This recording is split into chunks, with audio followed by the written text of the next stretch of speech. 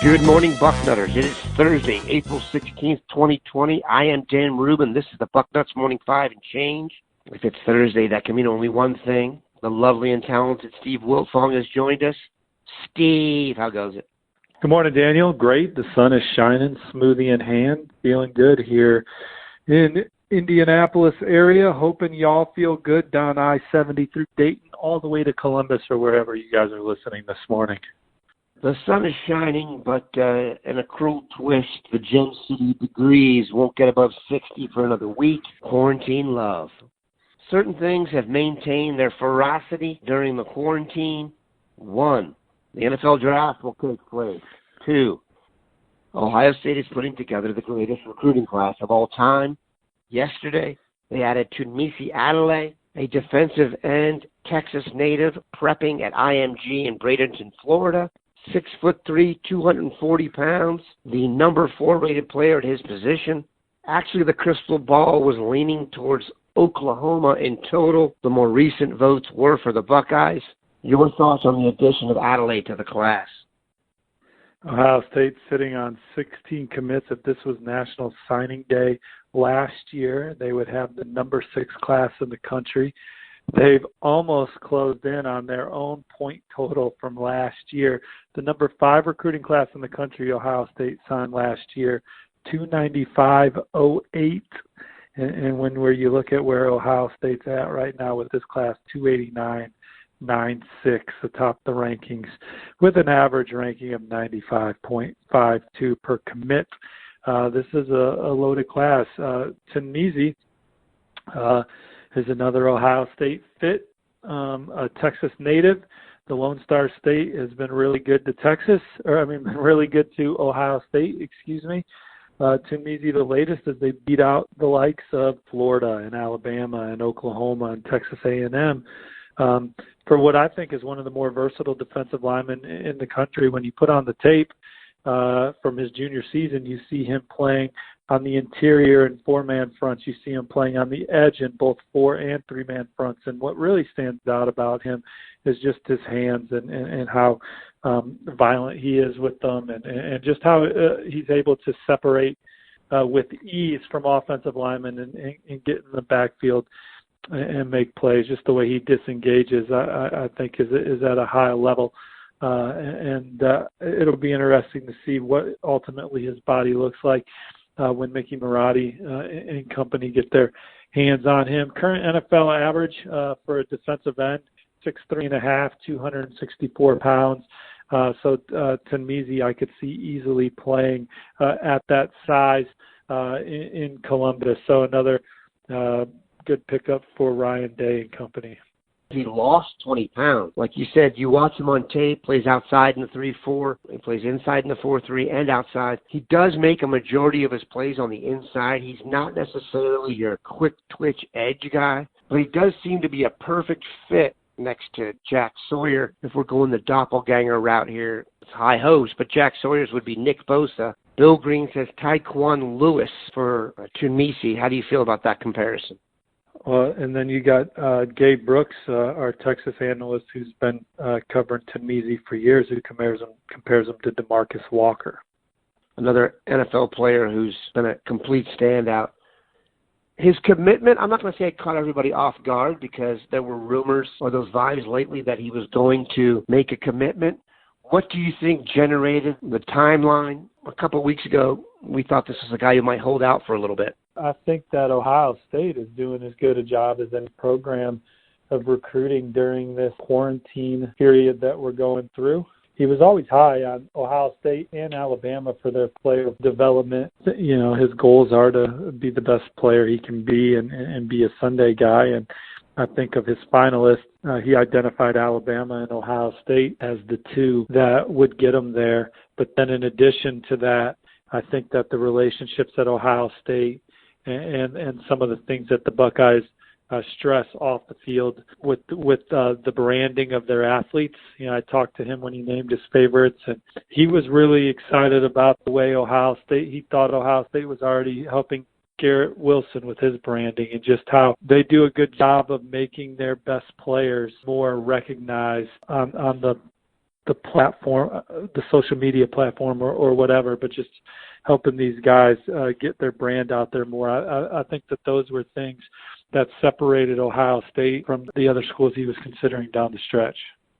A couple of things also jump out to me. If you told me a kid prepped in Texas and then went to IMG, I'm not even sure I need to see him. I'd probably just take him, given the lineage of that move.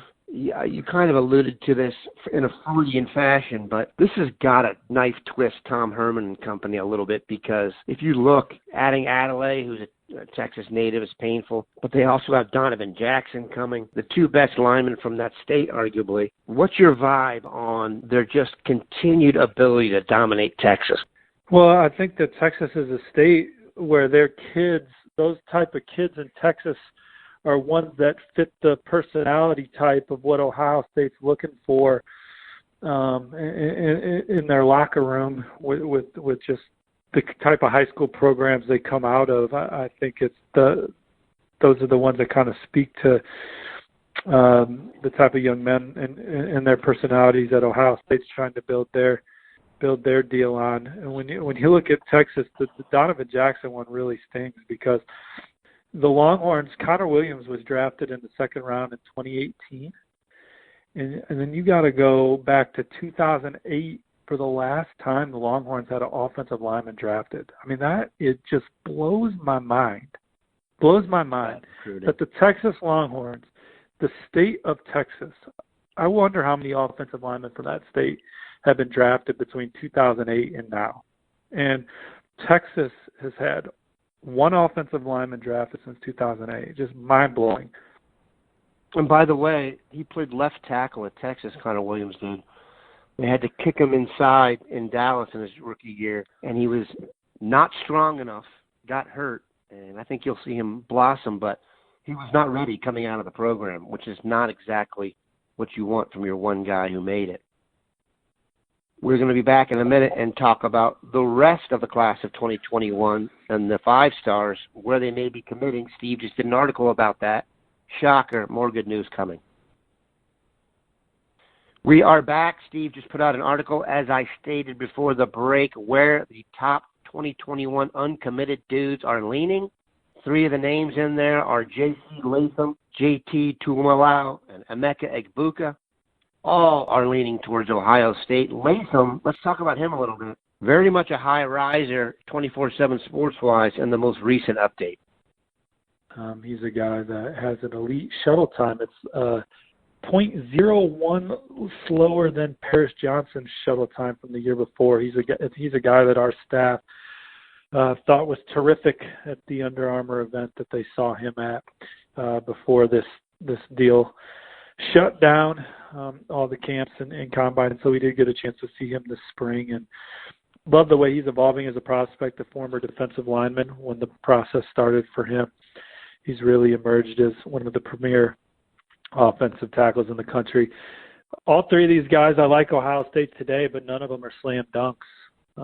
And J.C. Latham, LSU, is really in the thick of that one for him as well. And I think that LSU has a good shot to land him as well. And he's talking to quite a few other schools. J.T. Tuimalau, I'm more leaning on my colleague Brandon Huffman there with that one. And he seems to think Ohio State's in the best position for J.T. and pointed to the defensive line development that Ohio State's had with guys getting drafted extremely high. And being developed there. And then Emeka, I'm hearing, when the sources I talk to like the way it's trending for Ohio State. So that's why I chose them. But I think that there's people I work with that would pick Clemson right now.